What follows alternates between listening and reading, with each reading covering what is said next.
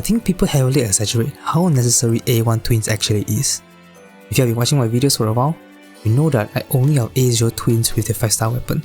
And after using them since release for more than 4 months, I honestly think most people are fine stopping at A0. Don't get me wrong, their A1 is very strong, probably the best A1 in the entire game, but there's a massive difference between this is strong and this is necessary, because after months of using them in all sorts of battles, I think a lot of players misunderstand what actually makes the twins broken.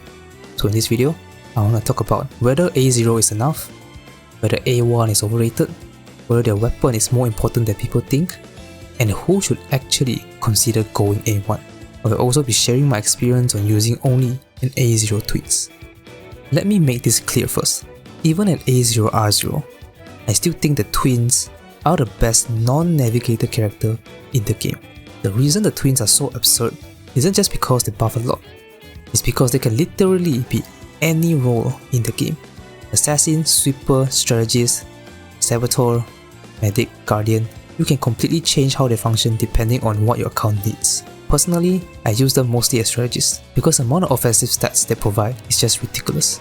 They buff crit damage, attack, pierce, skill amplification. They also have 2 good highlights to top it all off. They buff literally everything except crit rate. All these buffs mean that almost every DPS in the game loves them.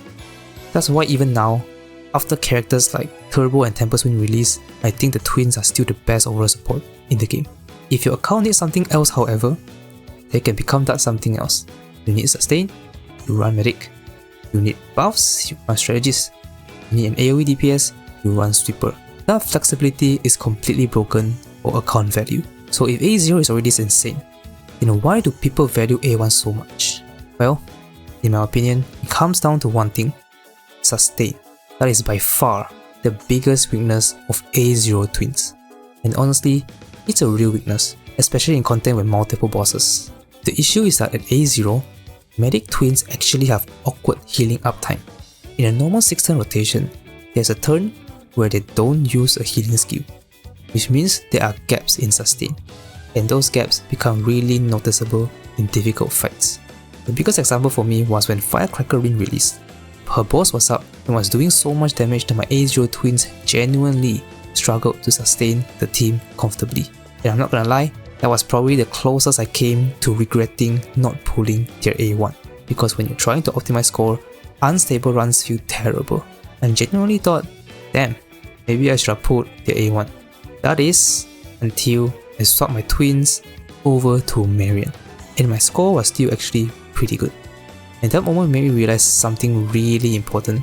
The issue isn't A0 twins are weak, the issue was I was forcing them into a situation where A1 becomes extremely valuable. Now to be clear, I'm not saying A1 is overrated because it's weak. The A1 is absolutely insane.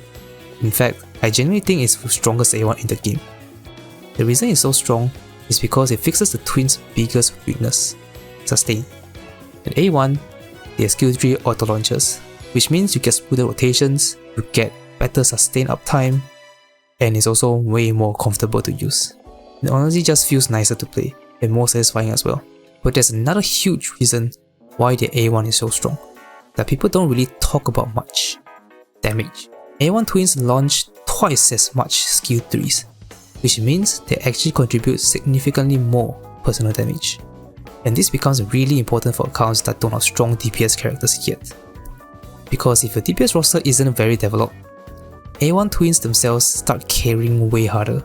In some cases, A1 R0 twins can perform up to around 20% better than A0 R0 twins because of the additional skill tree launchers and overall damage contribution. But for weaker accounts, A1 becomes much more impactful. From my own testing, A1 R0 was more than 10% increase in overall score compared to A0 R0, which is still pretty huge for a dupe. But again, strong does not automatically mean mandatory. And I think that's a mistake a lot of people make. People talk about A1 like either you get A1 or the character is incomplete. And honestly, I completely disagree with that. I think the community focuses way too much on A1 or die, instead of appreciating how good the twins already are at A0. Because even without A1, they are still the best support in the game and the most flexible character in the game. And honestly, the sustain issue isn't even impossible to work around. You can use wonder healing skills to top up a bit of healing, or you can just run another sustain, which is exactly what I ended up doing. And this is where account progression matters, because for established accounts like mine, I already have sustain options. I already have strong DPS characters, so A1 becomes more of a comfort upgrade than necessity. Now, this does not mean I think A1 is bad value. In fact, for certain accounts, I actually think A1 R0 is the best stopping point, especially newer accounts or players that lack sustain, because A1 basically allows the twins to do everything comfortably. But another group people don't talk about enough are players who don't have strong DPS characters yet, because A1 twins themselves deal good damage. The additional skill tree launches really increase their damage output. I have also seen people brute forcing fights in Astral Lab with their A1 twins. A1 twins can carry weaker accounts much harder, so if your account lacks strong limited DPS and a developed roster, A1 becomes significantly more valuable. So this is my actual stance. Twins A1 is probably the strongest A1 in the game, but not every account needs the strongest A1 in the game. Now let's talk about their weapon, because honestly, I think people underrate how broken this thing actually is. For comparison, most support weapons in the game increase score by around 6%. Twins weapon was giving me more than 10% increase, which is huge. And the fact that they are so versatile and you use them very often, their weapon becomes very valuable. And if you compare their weapon to something like Tempest Wind's weapon, the difference becomes even crazier. Tempest Wind weapon gives around 13% crit damage and damage buff. The Twins weapon, around 26. Literally double. And the best part is, the Twins buffs are party-wide. Your entire team benefits, including the Twins themselves, which is why I value the weapon so highly. Personally, I really recommend getting the weapon if possible. I honestly think the weapon matters more than people realize.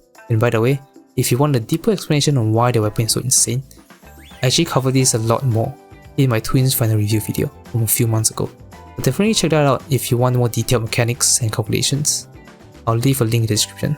Another important thing people need to consider is future value, because anniversary is actually getting pretty close, and we're also getting cherries added into the standard banner soon, which means there's actually a chance people can get him for free. Plus, we're also getting a future free selector from Samomoko, which is important because if your main reason for pulling A1 is sustain, there are other ways to solve the sustain issue. But despite all that, I still think the twins themselves are pretty future-proof.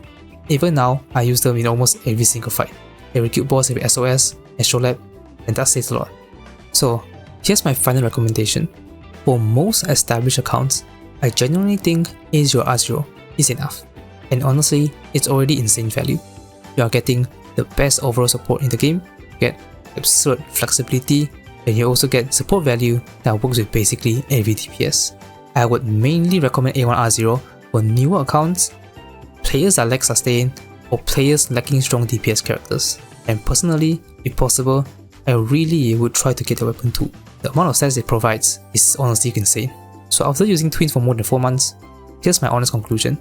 I think people exaggerate how necessary A1 is. A1 is amazing, but A0 twins are already so good that most players are completely fine stopping there.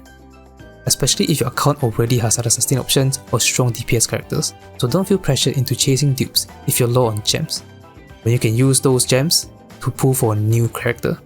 Especially with anniversary getting so close, make sure you pull smart and spend smart. And don't let the community convince you that A0 R0 twins are somehow incomplete, because they are absolutely not. Anyway, let me know what investment you guys are going for in the rerun. And if you want to see an even deeper breakdown of their mechanics, check out my twins review video. And thanks for watching.